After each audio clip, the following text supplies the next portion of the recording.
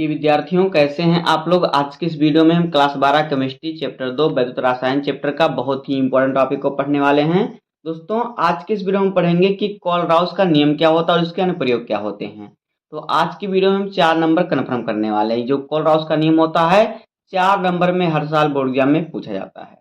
उम्मीद करता हूँ आपको वीडियो पसंद आएगा। अगर आपको वीडियो पसंद आए तो वीडियो को लाइक कर दीजिए, चैनल पे नए सब्सक्राइब कर दीजिए, बेल आइकन को प्रेस कर दीजिए, क्योंकि बोर्ड एग्जाम के हर सब्जेक्ट का हर इंपॉर्टेंट टॉपिक का वीडियो आपको इस चैनल पे मिलता रहेगा। तो ये वीडियो को स्टार्ट करते हैं। देखिए, कोलराउस का नियम होता क्या है, पहले हम नियम को पढ़ते हैं, फिर चित्र द्वारा इसको समझेंगे। देखिए, कोलराउस का नियम क्या होता है।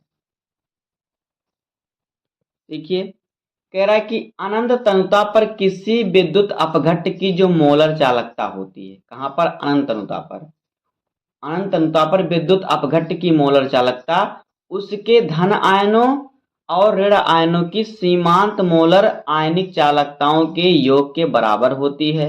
यह नियम मुख्य रूप से आयनों के स्वतंत्र प्रवास पर आधारित करता है। देखिए, जो मोलर चालकता होती है, मोलर चालकता को हम लैम्डा एम से प्रदर्शित करते हैं। तो अगर अनंत तनुता पर कहेगा तो देखिए हमने यहाँ पे इनफाइनाइट लगाया, नहीं अनंत लगाया। तो अनंत तनुता पर मोलर चालकता जो होता है, देखिए कैसे होगा, यहाँ पे देखिए इसका सूत्र कैसे होगा। कह रहा है कि अनंत तनुता पर मोलर चालकता, तो मान लेते हैं कि ये हमारा एक क्या है, विलयन है, जल है। हमने जल में NaCl वैद्युत अपघट्ट घोला। अब जब इसमें हम धारा प्रवाहित करेंगे यहाँ से, तो ये Na प्लस में टूट जाएगा, Cl माइनस में टूट जाएगा।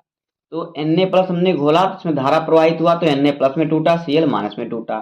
तो कह रहा है कि मान लीजिए अनंत तनुता पर है, तो अनंत तनुता पर जो वैद्युत अपघट्ट होता है, वैद्युत अपघट्ट क्या होता है, जिसमें विद्युत धारा प्रवाहित हो सके।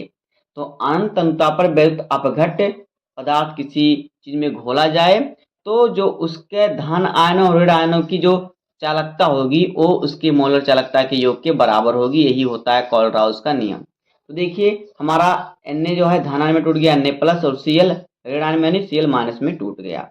तो देखिए क्या होगा अब, तो इसका जो मोलर चालकता होगा, ये NaCl की जो मोलर चालकता होगी अनंत तनुता पर, ये इसके धन आयनों और ऋण आयनों की मोलर चालकता को हम जोड़ेंगे तो इसकी मोलर चालकता निकल जाएगी। यही होता है कोलराउस का नियम। तो देखिए इसका हम सूत्र लिखते हैं अब, कि अनंत तनुता पर किसी विद्युत अपघट्ट की मोलर चालकता। तो देखिए अनंत तनुता पर मोलर चालकता को हम ऐसे लैम्डा इनफाइनाइट m से प्रदर्शित करते हैं। तो ये हो जाएगा हमारा अनंत तनुता का, तो अनंत हमने लगा दिया। अब कह रहा मोलर चालकता, तो मोलर चालकता को हम लैम्डा m से प्रदर्शित करते हैं। तो लैम्डा m यानी कि मोलर, ये हम लिख दिए मोलर चालकता। किसकी मोलर चालकता, तो देखिए आप जो विद्युत अपघट्ट घोलेंगे उसकी मोलर चालकता आपको निकालना होगा। हमने इसमें NaCl विद्युत अपघट्ट घोला है, तो हम NaCl का निकालेंगे। तो अनंत तनुता पर यहाँ लिख देते हैं विद्युत अपघट्ट, NaCl हमने घोला तो NaCl लिख लेते हैं। NaCl की मोलर चालकता किसके बराबर होगी, इस विलयन में घुले हुए जो इसमें इसके जो NaCl पदार्थ है यानी विद्युत अपघट्ट है, इसके धन आयनों और ऋण आयनों की मोलर चालकता के योग के बराबर होगी। तो इसका धन आयन Na प्लस हो गया, ऋण आयन Cl माइनस हो गया। तो इसी को जोड़ देंगे तो इसकी मोलर चालकता निकल जाएगी। तो यहाँ पे देखिए अनंत तनुता पर मोलर चालकता NaCl की मोलर चालकता बराबर क्या होगा, देखिए इसके धन आयनों और ऋण आयनों की मोलर चालकता के योग के बराबर होगी। तो यहाँ पे हमारा हो जाएगा, देखिए इसका धन आयन क्या है, Na प्लस है, तो इसको हम लिखेंगे मोलर चालकता, यहाँ पे m लिखेंगे, और फिर Na प्लस में टूटेगा तो ये Na प्लस इसका धन आयन हो गया, और प्लस में इसका ऋण आयन क्या है, Cl माइनस है। यहाँ पे देखिए ये Cl माइनस में टूटा है, तो ये हो जाएगा अनंत तनुता पर मोलर चालकता, इसका ऋण आयन क्या है, Cl माइनस, ये है।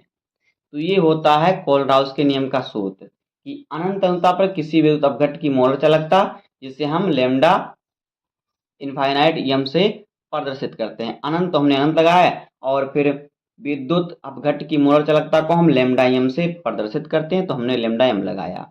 बराबर क्या होता है, इसके धन आयनों और ऋण आयनों की मोलर चालकता के योग के बराबर होती है। यही कोलराउस का नियम होता है। तो इसका धन आयन देखिए हमने इसमें NaCl पदार्थ घोला है विद्युत अपघट्ट, तो इसका धन आयन होगा Na प्लस और ऋण आयन होगा Cl माइनस। तो यहाँ पे देखिए Na प्लस और Cl माइनस का जो योग है ये इसके बराबर होता है। ये हमें नियम बता रहा है, तो यही होता है कोलराउस का नियम कि अनंत तनुता पर किसी विद्युत अपघट्ट की जो मोलर चालकता होती है उसके धन आयनों और उसके ऋण आयनों की मोलर चालकताओं के योग के बराबर होती है। तो हमने मोलर धन आयनों और ऋण आयनों की मोलर चालकता का हमने योग किया, उसके बराबर हमने क्या किया, विद्युत अपघट्ट की मोलर चालकता। ये होता है कोलराउस का नियम।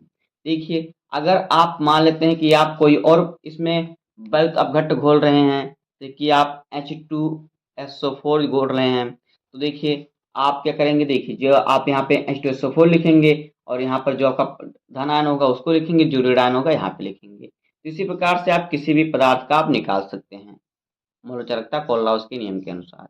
अब आइए हम देखते हैं कि कोलराउस के नियम का अनुप्रयोग क्या होता है। तो इसका हम सूत्र लिख देते हैं बिना किसी विद्युत अपघट्ट को घोले, कि आप किसी भी सूत्र पर भी लेकर के निकाल सकें। तो देखिए इसका सूत्र क्या हो जाएगा, हमने जो ये सूत्र लिखा है ये हमने NaCl पदार्थ के लिए लिखा है, क्योंकि हमने NaCl इसमें घोला हुआ है।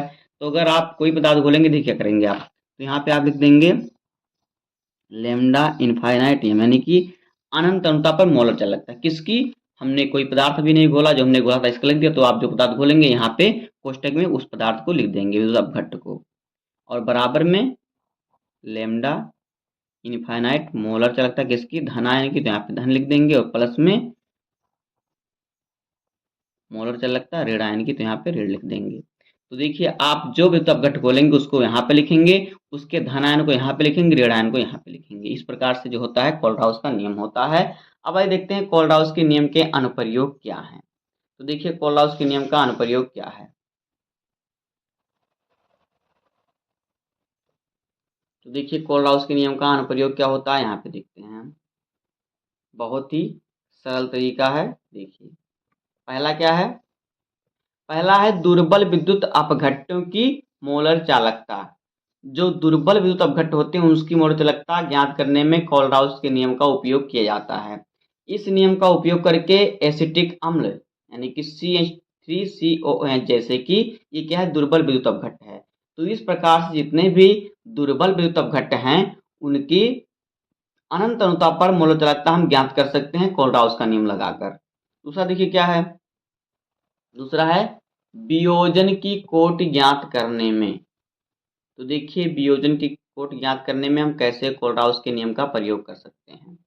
किसी सांद्रता पर वैद्युत अपघट्ट की मोलर चालकता तथा अनंत तनुता पर वैद्युत अपघट्ट की मोलर चालकता के अनुपात को वियोजन की कोटि कहते हैं। तो वियोजन की कोटि को हम अल्फा से प्रदर्शित करते हैं, और कह रहा है कि अल्फा बराबर क्या होता है, वैद्युत अपघट्ट की मोलर चालकता। तो यहाँ पे हमने लिखा लैम्डा CM, यानी कि वैद्युत अपघट्ट की मोलर चालकता, और अनुपात में क्या है, अनंत तनुता पर वैद्युत अपघट्ट की मोलर चालकता। तो यहाँ पे हमने अनंत तनुता पर वैद्युत अपघट्ट की मोलर चालकता लिखा, यानी कि अल्फा बराबर होता है, क्या होता है, अल्फा बराबर हमारा होता है कि वैद्युत अपघट्ट की मोलर चालकता और बटे में अनंत तनुता पर वैद्युत अपघट्ट की मोलर चालकता। इससे हम वियोजन की कोटि ज्ञात कर सकते हैं। तो ये होता है कोलराउस के नियम का अनुप्रयोग। तो दोस्तों इसी प्रकार से आपको अपनी कॉपी में लिखना है और इसी प्रकार से आपको इस पर कोई न्यूमेरिकल है सॉल्व करना है। बस आज की इस वीडियो में इतना ही। उम्मीद करता हूँ आपको वीडियो पसंद आया होगा। अगर आपको वीडियो पसंद आया हो तो वीडियो को लाइक कर दीजिए, और चैनल पे नए हैं तो सब्सक्राइब कर दीजिए, बेल आइकन को प्रेस कर दीजिए, क्योंकि बोर्ड एग्जाम के हर सब्जेक्ट का हर इंपॉर्टेंट टॉपिक का वीडियो आपको इस चैनल पर डेली मिलता रहेगा। तो मिलते हैं किसी नेक्स्ट वीडियो में, तब तक के लिए धन्यवाद।